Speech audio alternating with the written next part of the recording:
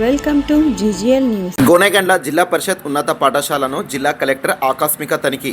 లెక్కల్లో పూర్తిగా వెనకబడి ఉన్నారని హెచ్ఎంపై ఆగ్రహం. కర్నూలు జిల్లా గోనెగండ్ల జిల్లా పరిషత్ ఉన్నత పాఠశాలను జిల్లా కలెక్టర్ డాక్టర్ సిరి ఆకస్మిక తనిఖీ చేపట్టారు. 10వ తరగతి 100 రోజుల యాక్షన్ ప్లాన్లో భాగంగా విద్యార్థుల సామర్థ్యాలను, సిలబస్ను ఆమె అడిగి తెలుసుకున్నారు. లెక్కలు, హిందీ, ఆంగ్ల భాషలో విద్యార్థులు చాలా వెనుకబడి ఉన్నారని ప్రధాన ఉపాధ్యాయుడిపై ఆమె ఆగ్రహం వ్యక్తం చేశారు. త్వరలో జరగనున్న 10వ తరగతి పరీక్ష ఫలితాల్లో విద్యార్థులు మంచి ఫలితాలు సాధించేలా ఉపాధ్యాయులు కృషి చేయాలన్నారు. ఆమె మధ్యాహ్న భోజనం పరిశీలించారు. ఈ కార్యక్రమంలో జిల్లా విద్యాశాఖ అధికారులు పాల్గొన్నారు. ప్రీ ఫైనల్ ఎన్ని రోజులు ఎగ్జామ్స్ ఉంటాయి? 7 days.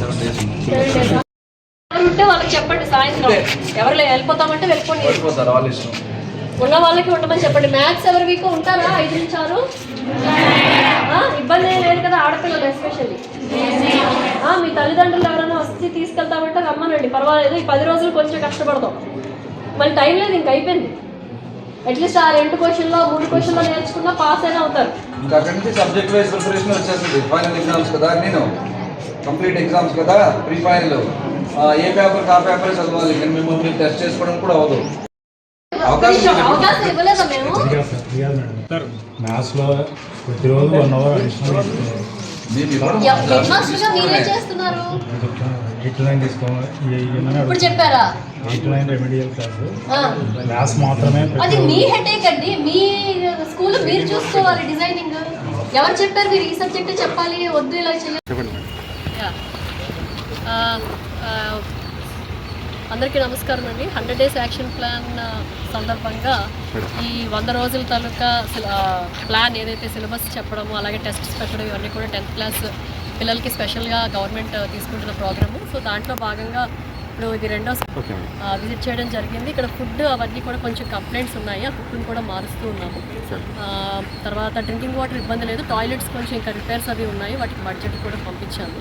ముఖ్యంగా ఏంటంటే 10th క్లాస్ పిల్లలతో ఇంటరాక్ట్ అవ్వడం జరిగింది. దీంట్లో చూసుకుంటే కొంచెం మ్యాథ్స్లో వీక్ ఉన్నారు చాలామంది. ఆ మ్యాథ్స్ టీచర్స్ కూడా చెప్పాము, సో ఎక్కడైతే వీక్గా ఉన్నారో ఆ క్లాసెస్ మళ్ళీ స్పెషల్ క్లాసెస్ లాగా సాయంత్రం తీసుకొని గంట తీసుకొని ఎక్కడైతే వాళ్ళు వీక్ ఉన్నారో ఆ చాప్టర్స్లో ఆ సమ్స్ చేయించమని చెప్పి, అలాగే ఇంగ్లీష్ కూడా కొంచెం కాన్సన్ట్రేట్ చేయాలి. ముఖ్యంగా పిల్లలు కూడా టైం వేస్ట్ అవ్వకుండా, ఎందుకంటే మనకి ఎక్కువ టైం లేదు. ఇంకొక 10 రోజుల్లో మళ్ళీ ఎగ్జామ్ ప్రీ ఫైనల్ స్టార్ట్ అవుతుంది, తర్వాత ఒక 40 రోజుల తర్వాత మళ్ళీ ఫైనల్ ఎగ్జామ్స్ కూడా స్టార్ట్ అవుతున్నాయి. కాబట్టి వాటికి టైం వేస్ట్ చేయకుండా ఎవరైతే పిల్లలు ఒక 2-3 సబ్జెక్టులు వీక్గా ఉన్నారో ఆ 3 సబ్జెక్టులు సాయంత్రం పూట దేంట్లో వీక్గా ఉన్నారు, ఏ చాప్టర్స్లో వీక్గా ఉన్నారు అది మార్క్ చేసుకుని వాటిని మెయిన్గా ప్రాక్టీస్ చేయమని చెప్పడం జరిగింది.